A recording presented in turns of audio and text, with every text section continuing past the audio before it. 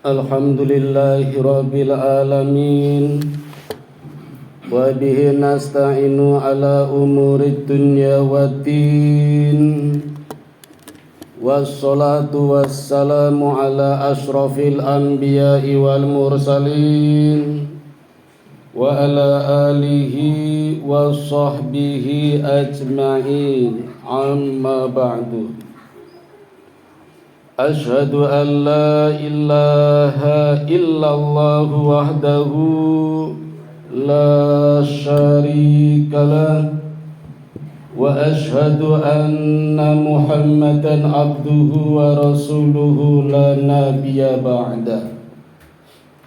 Qala Allahu ta'ala fi kitabihil karim, a'udzu billahi minasy syaithanir rajim. Ya ayyuhalladzina amanu taqullaha haqqa tuqatih wa la tamutunna illa wa antum muslimun. Shadaqallahul adzim. Faya ibadallah usikum wa nafsi bitaqwallah faqad fazal muttaqun. Ma'asyiral muslimin, jamaah Masjid Abdurrahman yang dirahmati Allah, marilah kita panjatkan rasa syukur kita kehadirat Allah Subhanahu wa ta'ala, sembari memanjatkan salawat kepada Nabi kita Muhammad sallallahu alaihi wasallam. Karena hanya dengan dua sebab inilah siang hari ini kita masih diberikan kesempatan untuk menunaikan salah satu kewajiban kita sebagai hambanya, yaitu menunaikan ibadah Jumat. Dan ibadah Jumat siang hari ini kita sudah berada di hari yang keempat atau tanggal 4 di tahun 1444 Hijriah, bulan yang ketiga, yaitu bulan Rabiul Awal. Mungkin kita banyak tahu, sedikitnya ada 3 peristiwa yang terjadi di bulan Rabiul Awal di tanggal yang sama di tahun yang berbeda, yaitu kelahiran Nabi Muhammad sallallahu alaihi wasallam, hijrahnya Nabi Muhammad sallallahu alaihi wasallam, dan wafatnya Nabi Muhammad sallallahu alaihi wasallam terjadi di tanggal yang sama. Sama-sama tanggal 12, bulannya pun sama, bulan Rabiul Awal, tetapi tahunnya berbeda. Barangkali masih terjadi khilafah di kalangan para ulama, dan kita hanya sekedar tahu saja, yaitu peristiwa hijrahnya Nabi yang banyak diketahui orang tanggalnya adalah 1 Muharram, bukan 12 Rabiul Awal. Padahal 12 Rabiul Awal juga benar tanggalnya hijrahnya Nabi Muhammad. Keputusan penetapan tahun baru Hijriah tanggal 1 Muharram ditetapkan di masa Khalifah Umar bin Khattab berkuasa. Beliau seorang pimpinan yang sangat bijaksana, arif, tegas, tidak egois, dan menghormati pendapat orang lain. Dibuktikan dengan ditetapkannya tanggal 1 Muharram sebagai tahun baru adalah atas usulan Sayyidina Ali bin Abi Thalib, sahabat Nabi yang jenius. Sahabat yang lain seperti Abu Bakar juga mengusulkan penetapan tahun baru tanggal 12 Rabiul Awal, tepat kelahiran Nabi. Tapi Umar tidak menerima pendapat itu. Umar sendiri juga mengusulkan, tetapi Umar lebih memilih pendapatnya Sayyidina Ali. Betapa cerdasnya Umar bin Khattab. Tidak cuma cerdas pengetahuannya, tidak cuma cerdas pikirannya, tapi juga cerdas hatinya. Umar bin Khattab tahu betul bagaimana kehendak Allah. Allah menghendaki agar tidak terjadi kesalahan sedikit pun pada diri Nabi. Maka Allah memberikan sifat maksum pada diri Nabi yang terhindar dari kesalahan. Sekarang kan banyak orang terjadi bermain dengan angka cantik. Coba kita lihat, kalau Nabi lahir tanggal 12, Nabi hijrah tanggal 12, Nabi wafat tanggal 12. Ini kan nomor cantik ini. Allah tidak suka kalau nanti Nabi didewa-dewakan, Nabi menjadi Tuhan. Umar tahu betul, memahami kehendak Allah. Maka dengan kecerdasannya Umar menetapkan hijrahnya Nabi tanggal 1 Muharram, sehingga ditetapkan sebagai tahun baru Hijriah. Padahal Nabi hijrahnya tanggal 12 Rabiul Awal. Luar biasa, jarang orang Muslim yang tahu ini. Apalagi hijrahnya Nabi tidak cuma sekali, sedikitnya Nabi hijrah 3 kali. Dan ketika hijrah pun Nabi tidak bersama-sama dengan umatnya. Nabi tahu persis yang dikejar-kejar hendak dibunuh adalah Nabi, maka umatnya dipersilakan terlebih dahulu hijrah. Nabi justru malah belakangan bersama Abu Bakar. Dan hadirin, banyak kebijakan yang dikeluarkan oleh Nabi, ditetapkan Nabi, begitu Nabi hijrah sampai di Madinah. Tepatnya hari Senin, Nabi sampai di Madinah di waktu asar. Maka begitu sampai di Madinah, kalau kita mau mengikuti jejak Nabi ketika kita berada di kota manapun, ketika hijrah, yang beliau lakukan pertama kali tiada lain adalah sholat. Dan sholat pertama kali yang dilakukan Nabi begitu sampai di Madinah ketika hijrah adalah sholat asar. Dan mulai hari itu juga Nabi membuat kebijakan menyempurnakan sholat wajibnya. Ketika di Mekah maghrib 2 rakaat, sampai di Madinah tambah 1 rakaat. Duhur, asar, isya. Ketika di Mekah 2 rakaat, di Madinah ditambah 2 rakaat menjadi 4 rakaat. Maka sejak Nabi sampai di Madinah, Nabi hijrah, sholatnya sempurna menjadi 17 rakaat. Tidak seperti di Mekah yang kurang 7 rakaat. Bahkan hari ketiga para jamaah, Nabi membangun masjid, tidak tanggung-tanggung, 2 masjid, Masjid Quba dan Masjid Nabawi. Dan Nabi sendiri mengatakan, barang siapa sholat sekali di Masjid Nabawi, maka nilainya sama dengan sholat 500 kali di kota kita sendiri. Jadi kalau kita sholat 500 kali, itu baru sekali sholat di Masjid Nabawi. Dan Nabi juga mengatakan, barang siapa sholat di Masjid Quba sekali saja, nilainya sama dengan 1000 kali sholat di negeri sendiri. Ini Nabi yang mengatakan. Dan di hari Jumatnya, atas usulan sahabat Sa'ad bin Mu'adz, ditetapkanlah hari Jumat untuk berjamaah menunaikan sholat Jumat untuk yang pertama kalinya di Madinah. Sebelumnya di Mekah belum ada Jumatan. Begitu di Madinah, Nabi juga menetapkan adanya adzan. Dan orang yang dipilih oleh Nabi adalah Bilal. Bukan karena suaranya yang bagus, bukan karena lagunya yang bagus, tapi suaranya yang keras. Maka hakikat adzan adalah harus keras suaranya agar orang pada terbangun terutama ketika waktu subuh. Kalau ketika duhur, agar orang ingat, terdengar betapa sibuknya di kantor atau di pasar, tetapi ada peringatan, ajakan untuk sholat. Maka syarat yang utama adzan adalah suaranya yang keras, baru lagunya, baru nadanya dan sebagainya. Nabi mulai menetapkan di Madinah setelah hijrah. Bahkan hadirin, begitu sampai di Madinah pun Nabi melakukan kewajiban yang lain sebagai seorang laki-laki, yaitu berkeluarga atau menikah. dan Nabi menikah dengan Aisyah di Madinah, tidak di Mekah.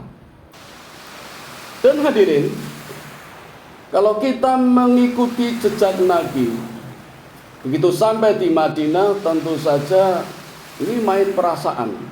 Bagi orang yang tidak merantau, tidak pernah merantau, mungkin tidak merasakan. Ibarat saja Nabi hijrah dari Mekah ke Madinah itu merantau, hidup di tanah orang lain, tentu main perasaan. Bagaimana perasaannya kalau berada di negara orang lain, di kota orang lain, di tempatnya orang lain, kalau hanya numpang saja? Tentu saja tidak enak. Maka Nabi pun tidak begitu saja menerima amal baik dari kaum Ansor, para penolong orang-orang yang asli Madinah. Nabi juga bekerja, Nabi juga keluar rumah. Apalagi seorang laki-laki. Laki-laki itu bahasa Arabnya rijlun. Rijlun artinya kaki, maka disebut laki-laki ketika bisa menggunakan kakinya. Ketika orang tidak bisa menggunakan kakinya, maka tidak disebut laki-laki. Maka kodrat seorang laki-laki adalah menggunakan kakinya keluar rumah, tidak di rumah. Beda dengan wanita, bahasa Arabnya mar'ah. Mar'ah artinya cermin, pengilon, untuk berhias, jaga-jaga, mawas diri, siap menyambut kedatangan suami ketika pulang dari bekerja, atau pulang dari kantor, atau pulang dari berjuang, atau pulang dari berdakwah, menjaga kehormatan rumah tangga, menjaga kehormatan harta kekayaan suami, menjaga rumah tangganya. Itulah mar'ah, jaga-jaga. Kodrat wanita tidak bekerja. Jadi kalau ada istri kita tidak bekerja, tidak salah, dan kita tidak boleh menyalahkan, karena kodratnya adalah menjaga kehormatan di rumah. Tapi kita seorang laki-laki, kodratnya adalah bekerja, tidak di rumah. Maka kalau ada laki-laki senang melihat istrinya bekerja, maka laki-laki yang seperti ini adalah laki-laki yang tidak waras.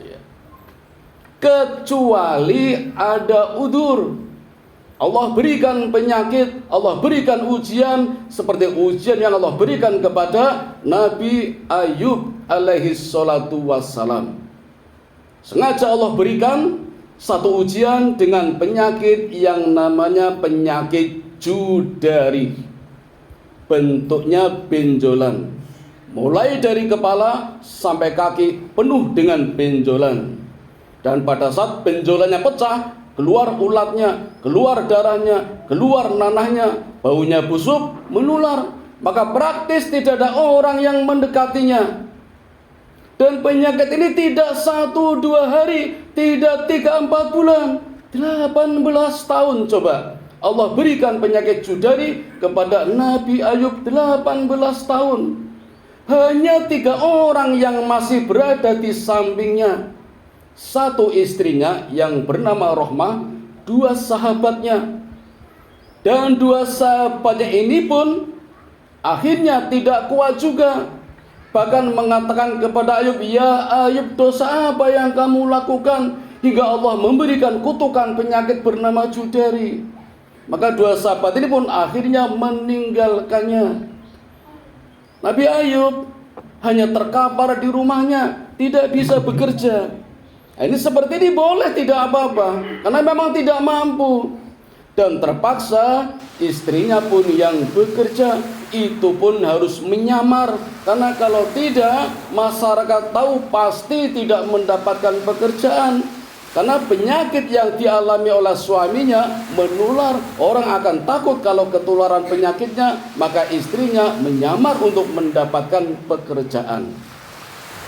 Qadarullah, akhirnya masyarakat tahu, sehingga Rohmah istri Nabi Ayub tidak mendapat pekerjaan, kehilangan pekerjaan. Maka jalan terakhir yang dilakukannya adalah memotong rambutnya, dijual kepada orang-orang kaya. Nah, disinilah muncul syariat. Jadi memotong rambut dijual kepada orang boleh. Ketika itu syariatnya Nabi Ayub. Sekarang syariatnya Nabi Muhammad, tentu saja melarang orang menjual rambut kepada orang lain, kecuali laki-laki yang potong rambut tinggal saja, tidak jadi masalah. Dan saya kira tidak pernah melihat pria potong rambut, rambutnya dibawa pulang. syariatnya sudah berubah. Sehingga hadirin, ketika Rohmah pulang, dijumpai oleh Ayub tidak punya rambut panjang. Apa yang dikatakan Nabi Ayub? Ya Rohmah, bagaimana engkau bisa menjual rambutmu? Asal tahu saja istriku, selama ini aku bisa bangun dari tempat tidur kalau bisa memegang rambutmu. Sekarang rambutmu sudah tiada, bagaimana aku bisa bangun, bangkit dari tempat tidurnya? Ini kata-kata Ayub. Tetapi kata-kata Ayub ini justru dijawab oleh istrinya, ya suamiku. Kalau bahasa kita, sampeyan kan Nabi doanya tidak pernah meleset. Kenapa tidak segera mohon ampun kepada Allah agar segera disembuhkan penyakitnya? Ayub tidak berdoa, justru marah dan berkata kepada istrinya, ya Rohmah, Allah berikan nikmat kepada kita, kekayaan yang banyak, lahan yang luas, peternakan yang banyak, onta, sapi, kambing, kuda. Anak kita juga banyak, jumlahnya 12, laki-laki semua. Sudah berapa lama Allah berikan nikmat itu? Istrinya menjawab, 80 tahun. Sekarang Allah berikan penyakit, sudah berapa lama? 18 tahun. Kata Ayub, sudah imbang belum? Tentu saja belum. Maunya Ayub, Allah berikan nikmat 80 tahun, sakitnya pun 80 tahun.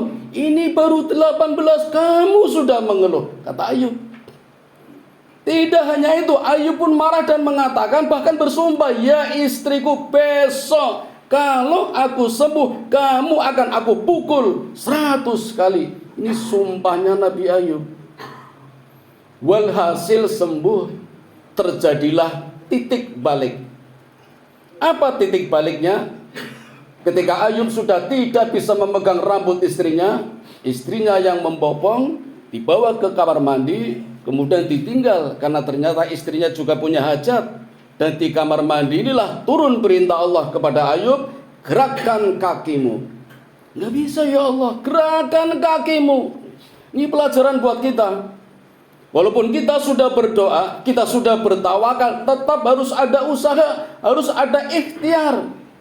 Kalau kita tidak bisa keluar rumah, di rumah kita bisa berikhtiar. Gerakan mata kita, gerakan tangan kita, gerakan lidah kita, gerakan hati kita.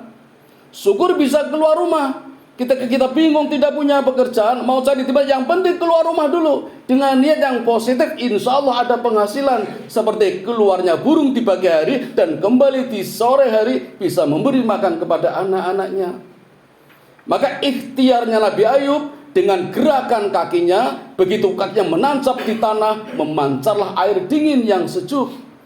Dan dengan air itu Nabi Ayub mandi. Seketika semua penyakitnya hilang, sembuh total. Bahkan Nabi Ayub kembali menjadi lebih muda lagi, sampai istrinya pangling. Tanya-tanya orang, cari-cari, aina suamiku, aina Ayub.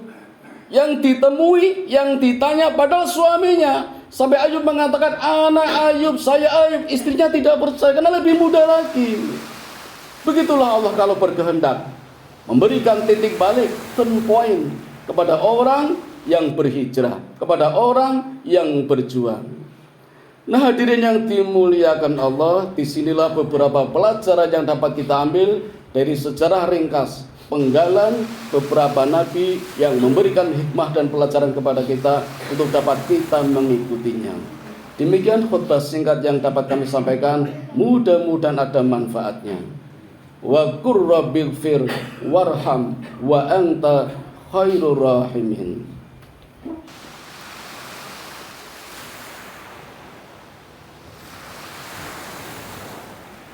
Alhamdulillahilladzi hadana li hada wa ma kunna linahtadiya laula an hadana Allah.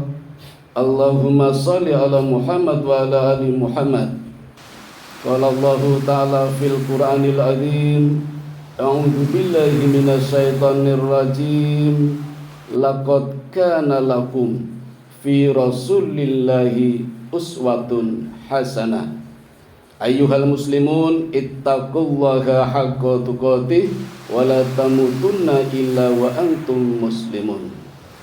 Jamaah yang dirahmati Allah, Nabi Muhammad sallallahu alaihi wasallam adalah uswatun hasanah, contoh terbaik. Kalau kita sepakat mencintainya, maka tidak ada cara lain kecuali mengikuti ajarannya. Baik ajaran am, kalau bisa ajaran khos, apalagi khos bil khos. Kalau bisa, setidaknya ajaran yang am, umumnya orang laki-laki, Nabi juga mengajarkan. Sepertinya lengkap sudah ajaran beliau, mungkin tinggal satu yang kita belum bisa melakukannya, yaitu perang atau jihad. Apalagi di masa sekarang ini, maka tentu saja jihadnya kita adalah berdakwah, menyampaikan kebenaran, mencegah kemungkaran.